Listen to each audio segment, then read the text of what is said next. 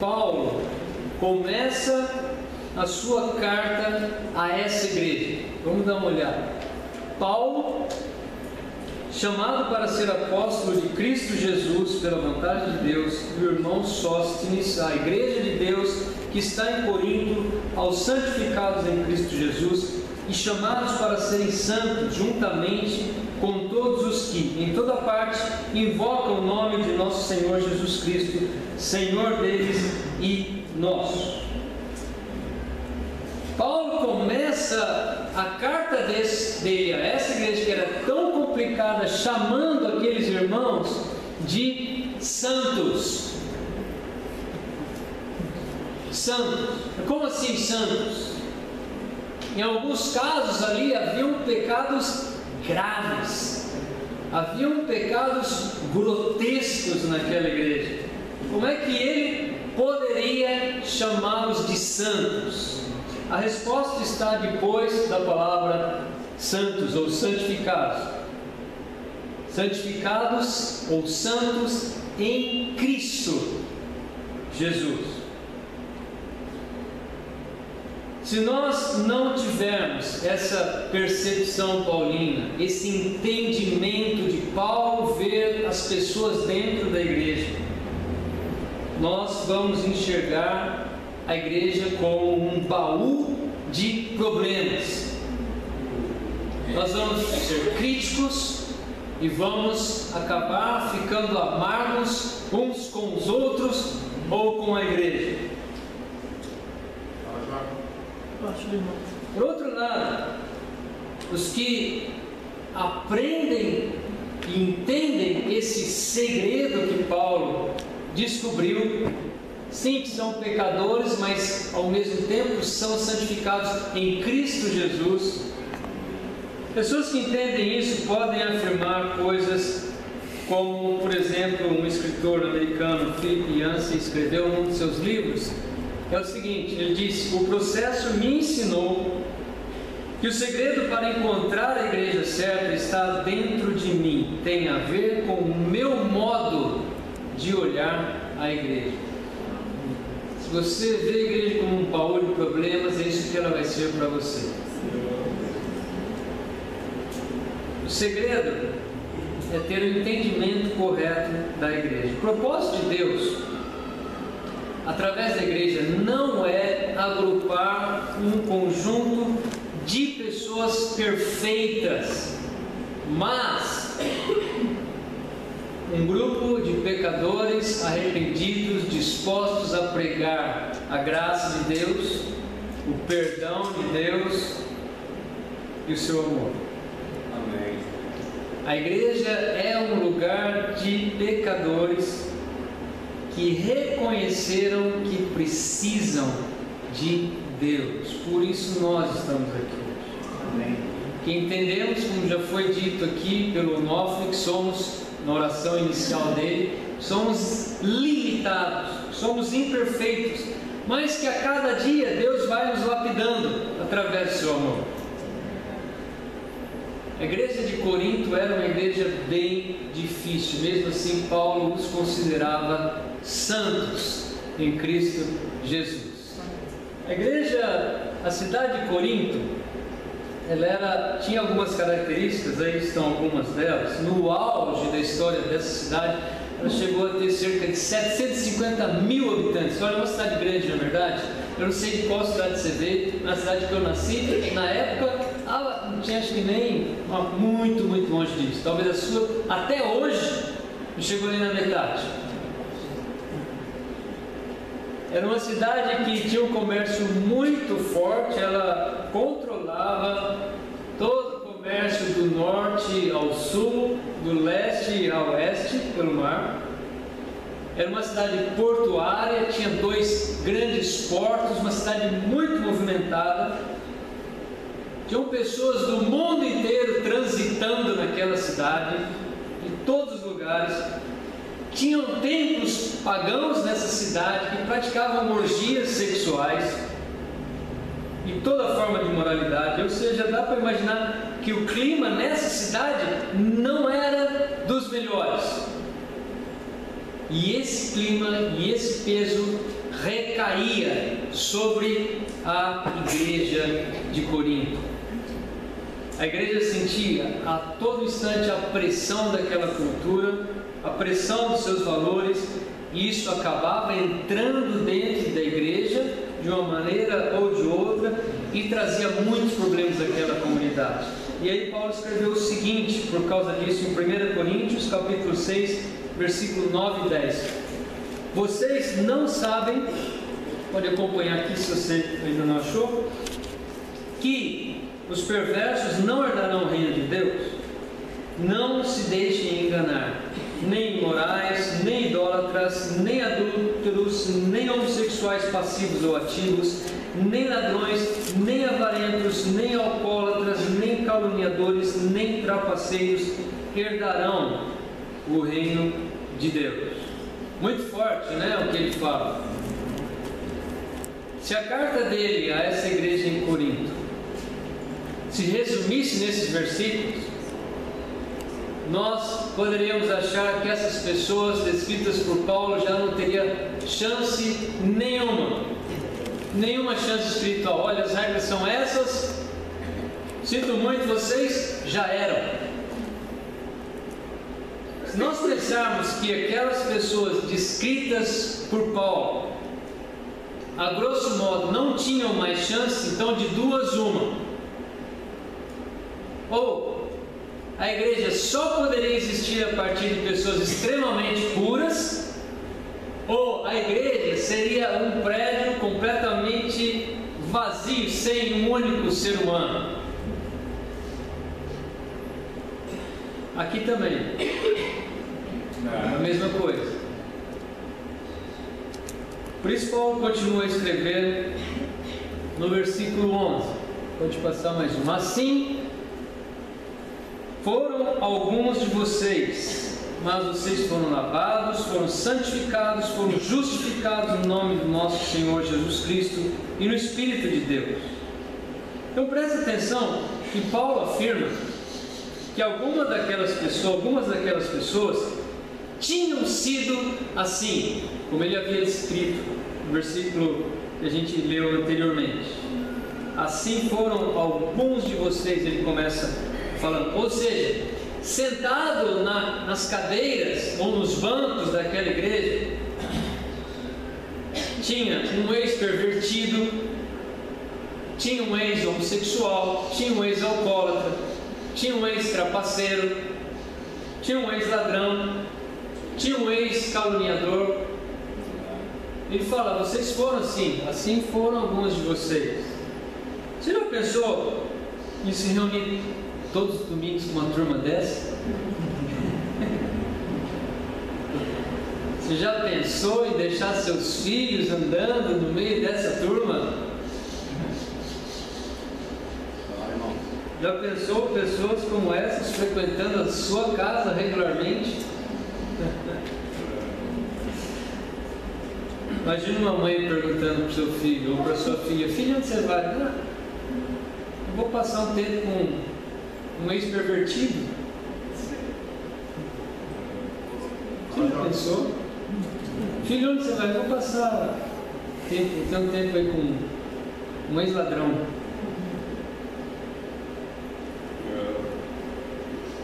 Então, nós temos que entender três coisas. A primeira delas é que nós estamos no meio de pessoas Quando estamos sentados numa cadeira aí, como nós estamos, sim, nós estamos no meio de pessoas ex-imorais, ex-mentirosas, ex-caluniadoras, ex-trapaceiras. Mas nós temos que nos lembrar sempre: cada um é no máximo um ex. Outra coisa é que eu e você somos um deles.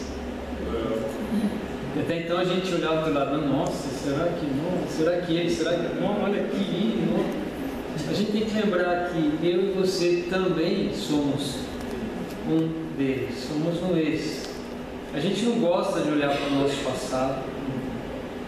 A gente tem que entender que o que nos qualifica para estarmos aqui não é o nosso currículo anterior ao batismo, e sim o que aconteceu depois do batismo. Quem não entende isso não entendeu ainda a essência do Evangelho.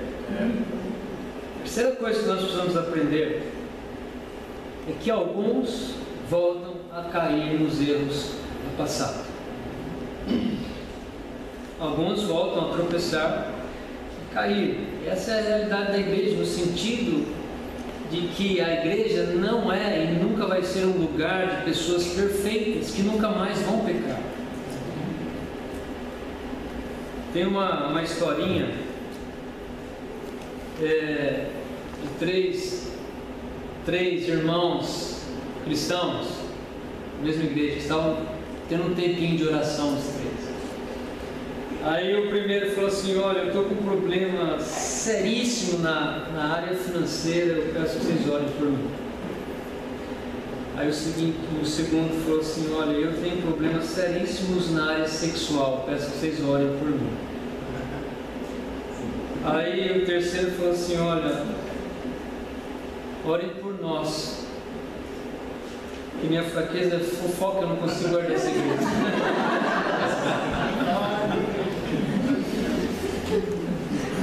Ou seja, a igreja, ela não é um lugar de pessoas perfeitas. Não é um lugar de pessoas perfeitas. A gente está cansado de saber disso.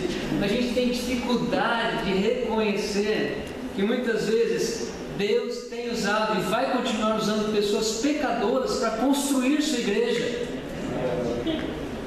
A gente se esquece disso porque muitas vezes a gente fica surpreso com a atitude de um irmão ou de uma irmã. Puxa, eu esperava isso dela, eu esperava isso dele. Que coisa absurda. Não, vai acabar o mundo. Mas olha, todos aqui estão sendo trabalhados por Deus. Nós somos pessoas que trazemos marcas do passado fortíssimas. Nós temos lutas no nosso presente, mas nós podemos ter a esperança de redenção e de vitórias, grandes vitórias no decorrer da nossa vida cristã. É isso que a gente tem que olhar, é isso que a gente tem que esperar, é isso que a gente tem que acreditar. É só a gente olhar para a Bíblia. Abraão, quem foi Abraão? Ele entregou sua esposa para outro homem porque ele estava com medo de morrer. O pai da nossa fé. Quem foi Jacó? Jacó enganava todo mundo. Se você estivesse lá, você ia ser enganado também. Pai, irmão, sogro. Jacó, o enganador. Davi, o homem que tinha, segundo a Bíblia, o coração de Deus. Ele fez, entregou um homem à morte para tomar a esposa daquela pessoa para ele. Aí a gente vai para o grupo de Jesus, né? Mateus, publicano, cobrador de impostos. Simão era um zelote que fazia parte de um grupo de revolucionários armados. Pedro era um tempestuoso, inconstante, irascível. Uma hora queria morrer por Jesus, outra hora estava lá negando vergonhosamente. E o que podemos dizer de mim? O que nós podemos dizer de você? A gente faz parte dessa lista. Foram homens como esses que Deus usou ao longo da sua história para formar seu povo e sua igreja. E o que nos salta aos olhos não é quão virtuosos essas pessoas eram, mas como Deus é tão rico em graça e misericórdia. Muitos poderiam afirmar que essas pessoas não mereciam fazer parte do plano de Deus. Mas sabe de uma coisa? Não se tratava de merecimento, e sim da graça de Deus. Eles não construíram a igreja por merecimento, mas pela graça. Se nós olharmos para as nossas vidas, nós vamos ser levados imediatamente a louvarmos a Deus, não por aquilo que nós somos, pelas nossas virtudes, pelas nossas qualidades, mas pela imensa graça de Deus. Tem uma música que eu gosto muito, que infelizmente a gente não canta, porque a gente não sabe, mas eu acho que talvez um dia, a música fala que quando terminar essa vida e lá no céu eu chegar, haverá uma multidão de irmãos esperando para me abraçar. E perguntarão a uma voz voltados para mim: ó, conta-nos como você, irmão, venceu e chegou aqui. E eu responderei: foi graça, graça, super abundante graça.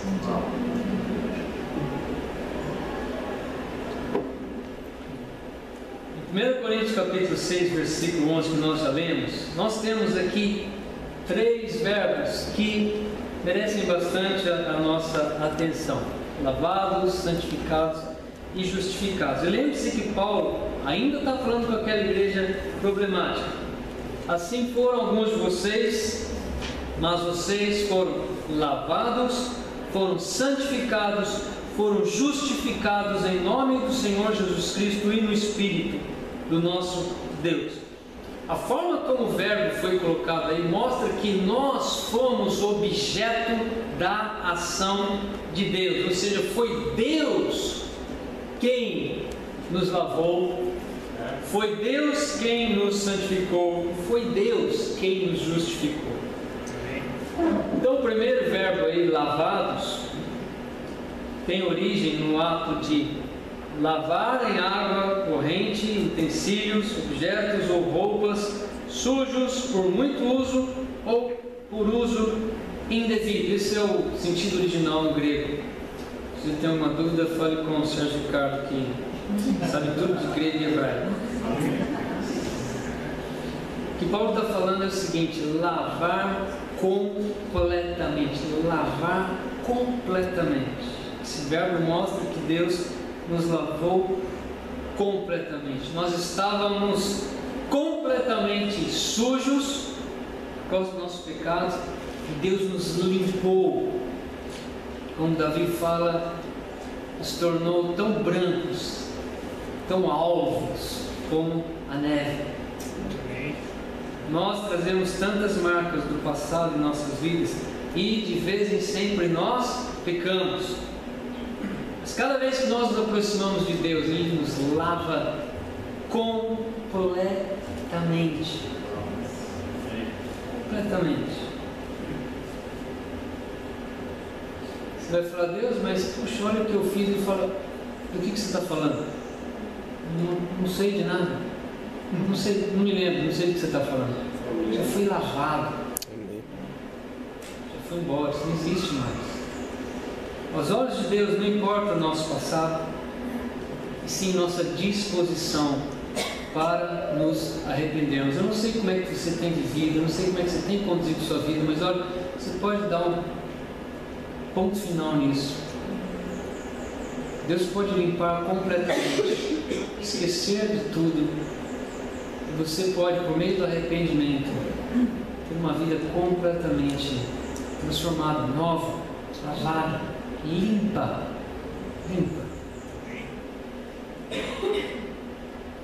Para Deus nós estamos limpos, completamente limpos. Deus nos vê de maneira diferente do que às vezes nós nos vemos e do que às vezes as pessoas veem. Vamos dar uma olhada ali. O que vocês entendem dessa imagem? Fale aí, por favor. Enquanto eu tomo um copo de gole d'água. O que você vê nisso? Um cadeirante. 12.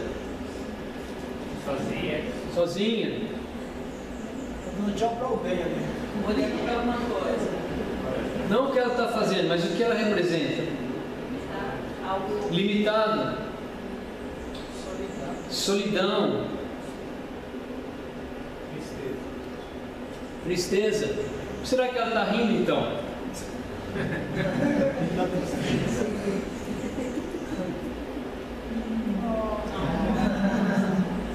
Assim é como Deus nos vê.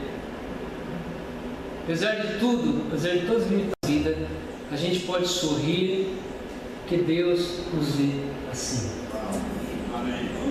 Nós somos completamente lavados pelo sangue de Jesus. O segundo verbo, santificados, tem a ver com os rituais que os sacerdotes faziam no Antigo Testamento. Então, as peças usadas lá no tabernáculo, elas eram feitas da mesma matéria-prima dos utensílios que eram encontrados nas casas das pessoas. Vinha da mesma árvore. A diferença era que as peças do tabernáculo eram santificadas, eram separadas para o uso exclusivo de Deus. O que fazia aquelas peças especiais não era a matéria-prima, mas o fato delas terem sido consagradas por Deus. Nós não somos diferentes de ninguém fora da igreja.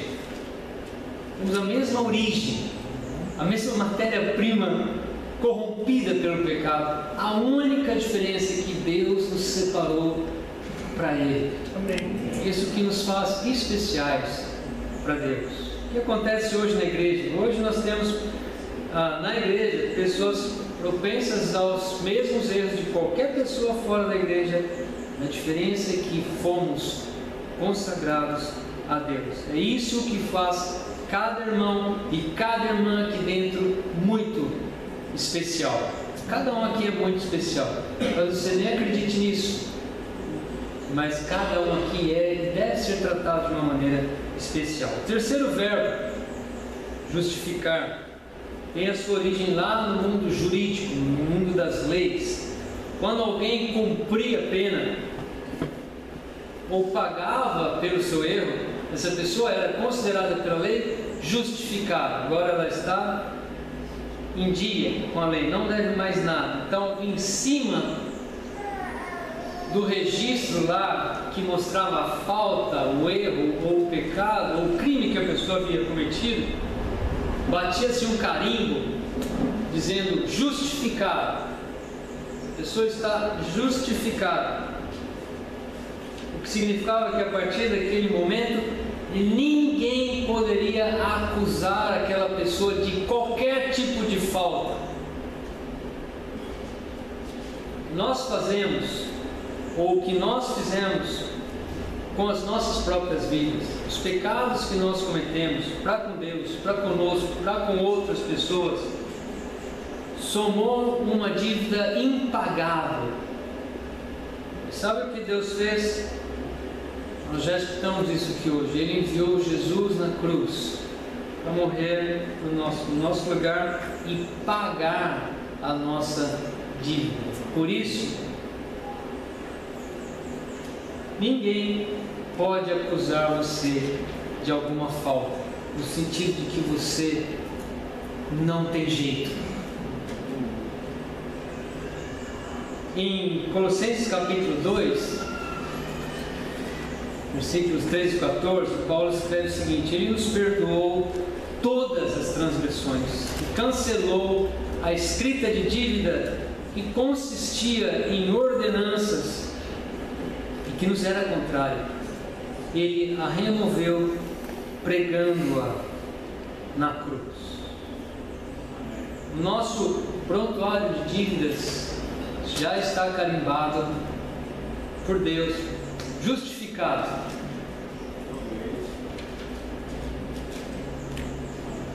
Quando você se sentir super mal, deprimido por causa dos seus erros, você tem que pegar a sua carteirinha lá e falar: puxa, tem que lembrar disso aqui, eu estou justificado.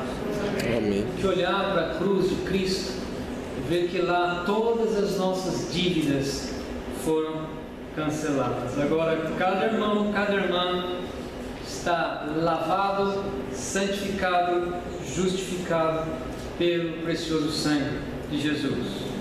Se nós perdermos essa visão,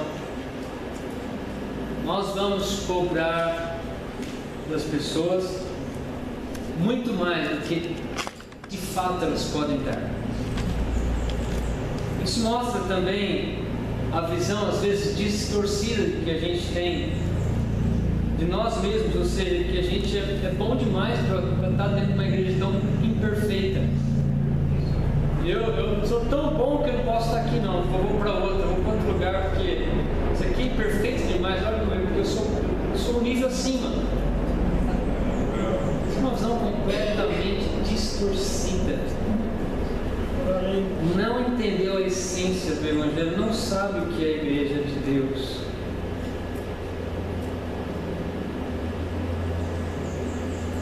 E o próximo passo então é fazer uma lista de decepções que nós temos dos membros da igreja da Lapa.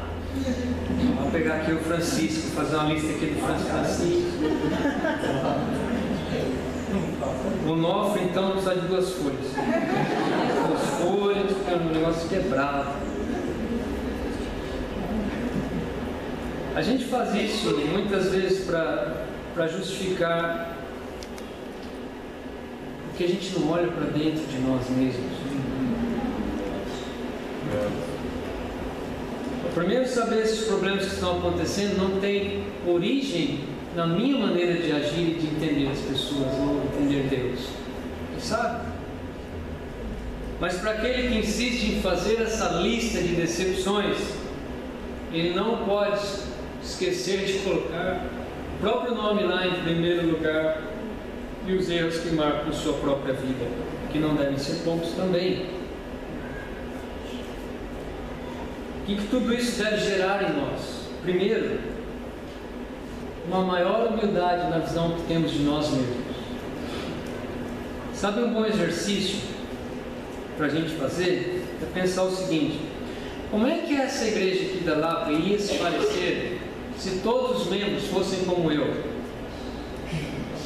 Já ouvi 3 vixe aí. Como é que a igreja ia se parecer se todos os membros fossem como eu? Então essa consciência deveria nos tornar mais misericordiosos com a igreja e com os irmãos. Segundo, isso deveria gerar em nós um maior compromisso no cuidado que temos uns com os outros. O fato de a gente entender que a igreja ela é formada por pecadores que devem ser alvo da graça de Deus, isso não nos isenta de zelarmos pela vida um do outro e ajudarmos para que as pessoas não pequem contra Deus ou contra outras pessoas. Serve para nos ajudar a zelarmos contra nossas fraquezas pessoais. E a gente tem que fazer isso sempre da maneira certa, usando a verdade, mas usando o amor. Se tiver alguém fazendo errado, a gente tem que tentar ajudar, sendo sempre com paciência, com amor, com misericórdia, sabendo que eu, na essência, sou a mesma coisa. Fechar os olhos para o pecado, isso não é um ato de graça, mas é um ato de descaso, é um ato de irresponsabilidade pessoal, é um ato de omissão e até mesmo de cumplicidade às vezes. Esse mesmo autor que eu já citei, ele tem uma frase muito interessante. Ele fala assim: Deus nos ama bastante para nos aceitar como somos. Ótimo, amém?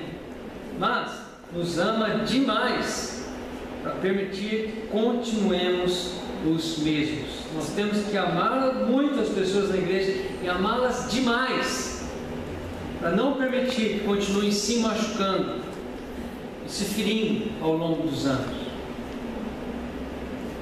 mas sempre com muita paciência, amor e misericórdia. Terceira coisa que deve gerar em nós são relacionamentos baseados na graça de Deus. Existe 2 coisas. Existem, não existe mesmo, né? Existe, é isso? Existe, é? Existem 2, existem 2 coisas, obrigado, que são capazes de transformar um ser humano. Duas coisas que são capazes de transformar um ser humano. Um é a queda. Isso já aconteceu lá no Éden, quando o homem pecou contra Deus. Isso transformou completamente a vida dele. E a única coisa a outra coisa que pode transformar um ser humano é a graça de Deus. Essas são as duas coisas que transformam o homem. A queda já aconteceu, e a outra coisa que pode transformar um ser humano é a graça de Deus. É isso que leva a pessoa a se mover em direção a Deus. É isso que leva a pessoa a mudar seus valores, a experimentar uma transformação que vem de dentro para fora. Então, essa comunidade, essa igreja, tem que ser uma igreja que conhece e vive intensamente a graça de Deus. Pessoas que trazem marcas do passado fortíssimas devem experimentar nesse ambiente aqui a oportunidade de serem lavadas, santificadas e justificadas por Deus. Qualquer pessoa que põe o pé aqui dentro, em contato conosco, sendo cristão ou não, tem que experimentar aqui a graça de Deus. Aqui é o lugar. Nós estamos, eu acredito, no melhor lugar que uma pessoa poderia encontrar nessa sociedade para frequentar a igreja. Então, irmãos e irmãs, vamos valorizar isso aqui, de verdade. Eu tenho percebido que alguns chegam muito atrasados. Olha, valorize isso aqui. Deus tem derramado a graça dele aqui, o amor dele. Faça um esforço, por favor. Alguns poderiam dar mais oferta, mas estão segurando um pouquinho mais lá. Por quê? Ninguém está pedindo o seu carro, a sua casa, ou o que você não tem. Mas talvez pessoas possam contribuir um pouco mais. Vamos valorizar. E não existe um lugar como esse. Estava conversando na Miriam vindo para cá, né? Eu estou há quase 7 anos no trabalho atual, e ela há mais tempo. Eu convivo com pessoas há 7 anos. As pessoas não me convidam para ir para a casa deles. Eu sei que eu sou meio chato, mas eu tenho amizade com as pessoas lá. Ninguém convida. É impressionante aqui na igreja, né? A gente vem em casa, passa em casa, vamos tomar um café. É incrível, isso é tão precioso. As pessoas lá fora não entendem o que é isso. Como é que pode? Você acabou de conhecer a pessoa, já está levando para sua casa para almoçar, para ver seus filhos. Pois é, isso é o amor de Deus, a graça de Deus, isso é um ambiente de uma igreja. Isso é precioso, a gente tem que valorizar isso bastante. Valorizar cada pessoa aqui, amando cada um, perdoando cada um, encorajando cada um, servindo cada um, ajudando, ensinando um ao outro. Sabendo que sim, nós temos muitas falhas, mas lembrando sempre que cada um de nós já foi lavado, santificado e justificado por Deus. Que Ele nos abençoe dessa maneira. Amém.